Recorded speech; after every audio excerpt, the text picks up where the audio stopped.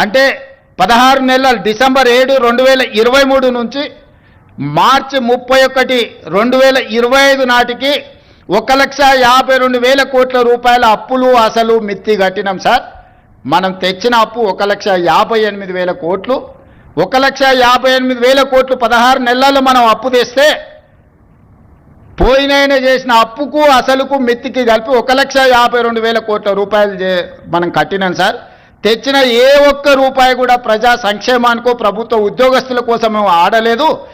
8,29,000 కోట్ల రూపాయలు ఆయన పెట్టిపోయిన బకాయిలకు ఈ తెచ్చిన సొమ్మంతా అక్కడనే చెల్లించినాం సార్ అని రామకృష్ణారావు గారు ఈరోజు చీఫ్ సెక్రటరీ గారు నాకు వివరించారు. అదే కాకుండా ఈరోజు ఎంత కడుతున్నాము అని అంటే నెలకు 7,000 కోట్ల రూపాయలు అసలు మిత్తి కట్టాల్సిన పరిస్థితి ఉన్నది సార్. మనం తిన్నా తినకపోయినా అప్పులోనికి మనం 7,000 కోట్ల రూపాయలు ప్రతి నెల కట్టాల్సిందే సార్, తక్కువ అని రామకృష్ణారావు గారు చెప్తారు. తెలంగాణ రాష్ట్రం వచ్చిన రోజు 500 నుంచి 600 కోట్ల రూపాయలు ఉన్న అప్పు ఈరోజు రేవంత్ రెడ్డి ముఖ్యమంత్రిగా పదవి చేపట్టిన 16 నెలల్లో 1,52,000 కోట్ల రూపాయలు మొదటి 16 నెలల్లో కట్టినామంటే యావరేజ్గా 9,000 నుంచి 10,000 కోట్ల రూపాయలు ప్రతి నెల అసలు మిత్తి నేను కట్టిన. కట్టుకుంటూ వచ్చినందుకు కొంత అప్పు భారం తగ్గి కొత్త అప్పులు నేను ఎక్కువ చేయకపోవడం వల్ల ఈరోజు 7,000 కోట్ల రూపాయలు ప్రతి నెల నేను కట్టాల్సిందే. ఇదే కాదు, మీ ప్రభుత్వ ఉద్యోగస్తులు 58 ఏళ్ళ నుంచి 61 సంవత్సరాలకు మీ పదవీ కాలాన్ని పొడిగించారు. దాంట్లో మీరు అనుకున్నారు మీ పదవీ కాలాన్ని ఎక్కువ ఇచ్చిందని. రిటైర్మెంట్ బెనిఫిట్స్ ఇవ్వాల్సి వస్తుందని 3 ఏళ్ళు పెంచండి. ఇప్పుడు ఈ మధ్యకాలంలో అత్యధికంగా రిటైర్ అయినరు వారు పోతా మీ రిటైర్మెంట్ బెనిఫిట్స్ను మీకు ఇవ్వకుండా బకాయి పెట్టింది ఎంత అంటే 8,500 కోట్ల రూపాయలు. ఈరోజు నెల మీకు జీతాలు ఇవ్వడం ఒక ఎత్తు అయితే రిటైర్డ్ ఉద్యోగస్తులకు 3 లక్షల మందికి పెన్షన్లు ఇవ్వడం రెండో ఎత్తు అయితే రిటైర్డ్ అయిపోయిన ఉద్యోగస్తులకు వాళ్ళ రిటైర్మెంట్ బెనిఫిట్స్ ఏవైతే ఉన్నాయో ప్రావిడెంట్ ఫండ్ కావచ్చు ఇతర బెనిఫిట్స్ మీరు దాచుకునే సొమ్మది ప్రభుత్వం కొంత కలిపి మీకు ఇవ్వాలి. దాదాపుగా 9,000 కోట్ల రూపాయలు బకాయిలు పెట్టిపోయింది.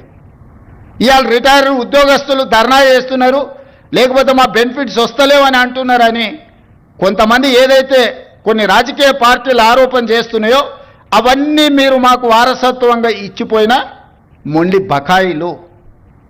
ఇవాళ వాటిని ఒక పక్కన క్రోడీకరిస్తూ క్రమబద్ధీకరిస్తూ ఈరోజు గతంలో ఉన్న సంక్షేమ పథకాలు ఏవైతున్నాయో పెన్షన్లు ఆపలేదు, రైతు భరోసా ఆపలేదు, షాదీ ముబారక్ ఆపలేదు, కళ్యాణ లక్ష్మి ఆపలేదు. ఇట్లా చెప్పుకుంటూ వెళ్తే గత ప్రభుత్వం ఇచ్చి సంక్షేమ పథకాలు ఏవైతే కొనసాగించిందో రైతుకి 24 గంటలు ఉచిత విద్యుత్ ఆపలేదు. అదనంగా నేను ఆడబిడ్డలకు ఆర్టీసీలో ఉచిత ప్రయాణం ఇచ్చిన, రైతులకు బోనస్ 500 రూపాయలు పంటకి ఇచ్చిన, 500 రూపాయలకే ఈరోజు నేను సిలిండర్ ఇస్తున్నా, ఫీజు రియంబర్స్మెంట్ ఫీజులు చెల్లించే ప్రయత్నం చేస్తున్నా. ఈరోజు ఇట్లా చెప్పుకుంటూ వెళ్తే ప్రతి 21,000 కోట్ల రూపాయలు సరిగ్గా 6 నెలలు తిరిగే లోపల 15 ఆగస్టు లోపల 25,55,364 మంది రైతులకు 20,617 కోట్ల రూపాయల రైతు రుణమాఫీ చేసి 2 లక్షల రూపాయల వరకు రైతు అప్పు ఉన్న అందరికీ అప్పు నుంచి విముక్తి కలిగించిన.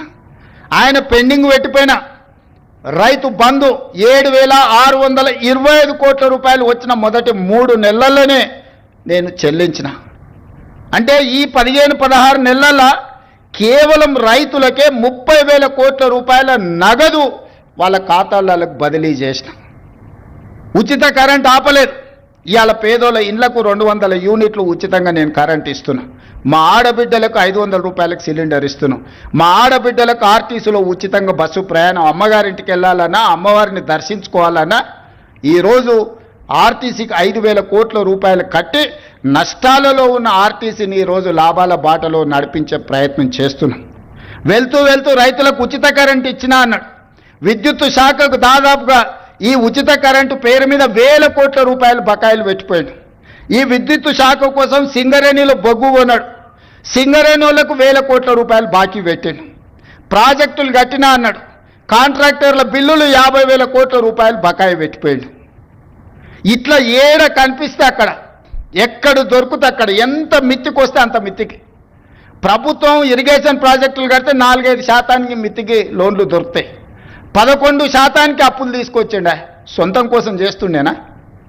ఇవాళ 11%తోనే అప్పులు తేవడం అంటే ఇంతకంటే దుర్మార్గం ఎక్కడుండదు. మీ పోలీస్ స్టేషన్లలో వస్తాయి.